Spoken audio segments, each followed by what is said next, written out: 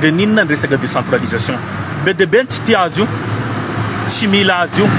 indrindra ny mpitondra zany fa ny vahoaka mitady fa tsy mahita fa ny mpitondra tsy hanome an'io.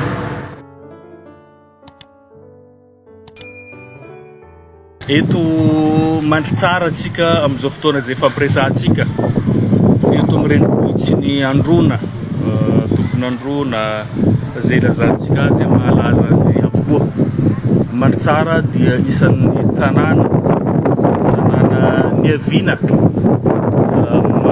malagasy olombelona rehetrarehetra dia samy manana ny fiaviany. Ka raha nisy ny fotoana nivanianako tao amin'ny Gasikara Reality TV nanontany izy hoe mpiavy ianao Mahajanga sa olona be dia be ny teny an'izay, ary misy koa moa zany milaza koa amin'ny Facebook hoe ianao Malagasy sa mpiavy sa Comoriana tokony tsy hiteny ohatrohatran'izay moa zany fomba filaza zay tsy modely ary koa tsy fakatahaka koa ny toetsaina manavakavaka nefa na izany na tsy zany ilaina ihany koa zany mba hifankafantarantsika. Iza marina fakano Kristian. Fakano Kristian zany dia Malagasy ray reny fiaviana gasy tsy mitampoka zany.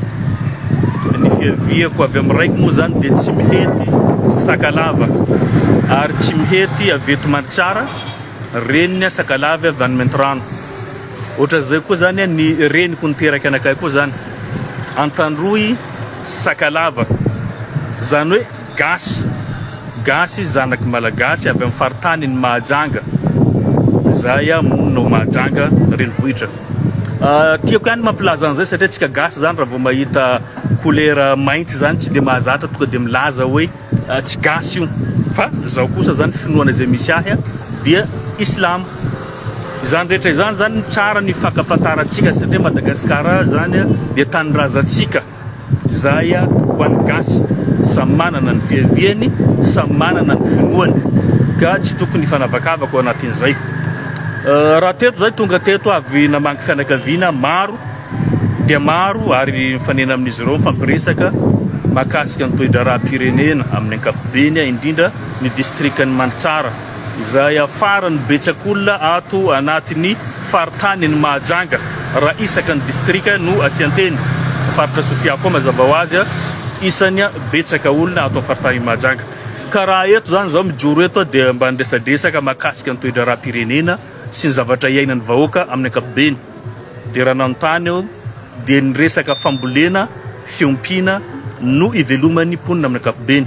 Ity faritra ity zany dia faritra mamboly lavania. Mamboly lavania no fiveloman'ny mponina ato ary mampidi-bola be koa. Nefa ny zavatra iainan'izy ireo zany raha nisy ny fampanantenena nataony larana 17 tamin'izany fotoana izany ny filoha lasa, filoha taloha dia nampanantena fa ampiakarina 3 avoeny. Zany hoe raha ny 1 million zany kilon'ny vania maitso dia tokony hiakatra any amin'ny 3 million zany raha fampanantenana nomena. Tonga eto zany zahay dia 420,000 francs zany ny kilo ny vania. Tsy fantako na niakatra izy zany na nidina. Ho antsika manan-tsaina zany zavatra misy eto Mantsara tokony mba ahafahantsika misaintsaina. Inona mahatonga an'izay? Potika zany filera io dia mitaraina ny vahoaka, mijaly ny vahoaka very fanahy mbola velona satria ny fiainany, fototra ny fiainany, fivelomany no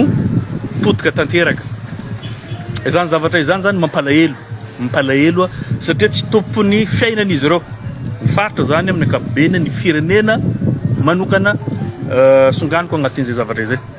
Ka eto zany ho antsika vahoaka malagasy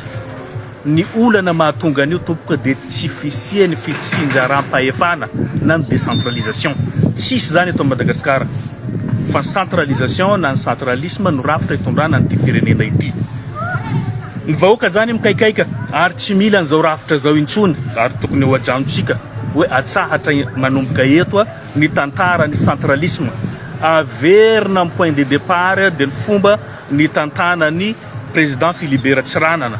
zay nambanina tamin'izany fotoana izany. Nefa amin'izao fotoana izay fampiresantsika mbola tsy nisy ny filoham-pirenena na vitany na ny oatra ny zavatra nataony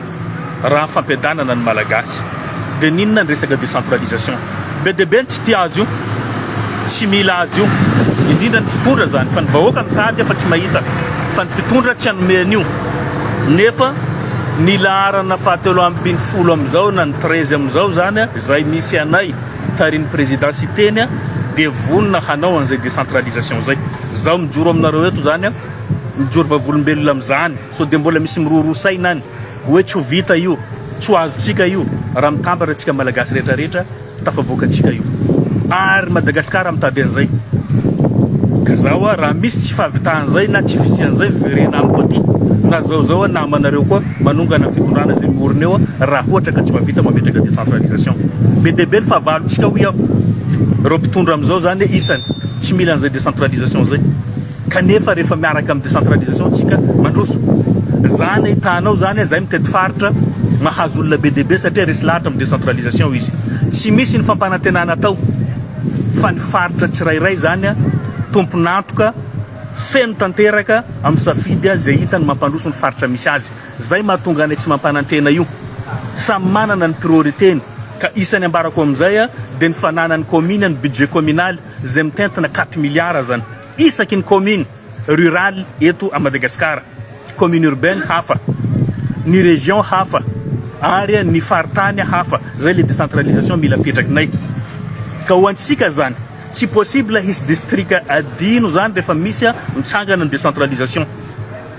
imagineo nareo raha ohatra commune anankiray manana commune folo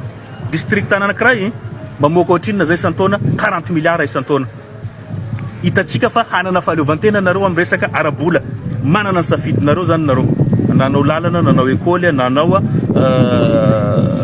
dispensaire na hôpital afaka manao recrutement na mpampianatra nareo na piasa zay dikan'izay zany afaka mandroso malaky tsika zay zany dia ohatrany karazany zany fizarana zay fahefana zay fahaleovantena zay isan'ny faritra tsirairay eto Madagasikara zany hoe cause-ny gasy zany no divatsika fa tsy cause côtière araky ny filazany sasany azy fa ny district tsirairay ny commune tsirairay no isitraka an'izany budget autonome zany aza mifandrebireby zany manomboka androany ho an'izay mbola mirorosaina hoe tsy ho vita io vitatsika io victime zaho victime ianareo victime ny taranaka atsika